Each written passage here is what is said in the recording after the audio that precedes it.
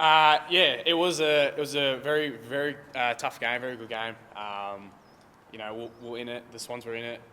The contest was pretty even throughout the whole day and stuff, and we're able to get the momentum swing back our way in the fourth quarter, and we're just happy that we got the win. What adjustments did you have to make on the field when Harris came off? Did you talk about that as a defensive unit? How you going to I didn't actually realise that Harris went off, but Brainard went back in. It was pretty solid as our fullback. He had two great mocks, and even be able to adjust on the fly like that, just in trusting that our teammates are going to get the job done. So it's all good. How good is it playing in a team where someone like Shadow can go down back, Charlie swing into the ruck for a couple of little situations there? Yeah, we've got a couple of tricks out by the sleeves and stuff, so it's good to have that versatility. I don't know about Chuck going in the ruck, but it could be something, could be a new meta in the game. I suppose, do you feel like the club's in a good spot where you've got players like yourself, Kai, Shadow, all these guys with a similar age bracket coming along? Do you feel like you're all developing, like going along the path you want to together? Yeah, it's cool that we, that we all get the experience early on, be able to grow with the team, be able to also get the experience from the older boys and to help us grow up through and try and make our team better and stuff. So, of course, it's a wonderful thing, and hopefully more young guys can keep coming through and playing their role and keep making our team better. What do you think you've learned this year as a team in terms of dealing with setbacks and adversity? It hasn't even just been this year. Like, it's been throughout, the past 6 years and stuff, where each year the Lions are getting better and better. So adversity and tough times and stuff, we're familiar with it. So to be able to adapt and stuff like that is just something that we've been able to learn through and continually do. What about your part of the ground? Like, it started in round one, Kitty was out, and then we know the injuries that have sort of happened since then. How has that been in terms of adjusting and?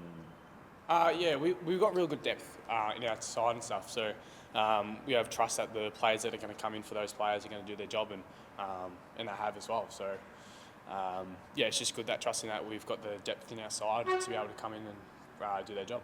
So no Harris this week, obviously. That's sort of like a bunch of key defenders that you're missing. Like, how does that change things? Or That's right. You get a couple cheeky ones that, like Highland, will come back and but he could play full back. But it'll be all right. We'll trust that we've got the depth for the guys to come back through and play their role for the team when they need it.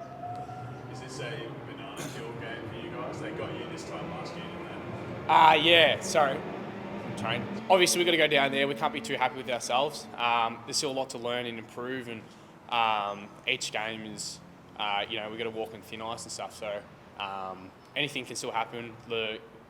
All the way till 13th, whatever it is real close and stuff. So you can't take any game for granted.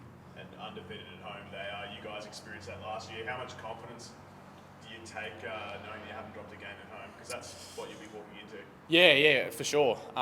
You can definitely take a lot of confidence out of it and stuff, and hopefully we know that, and so we've got to come in there with our best mindset to know that we've got to go in with all we got.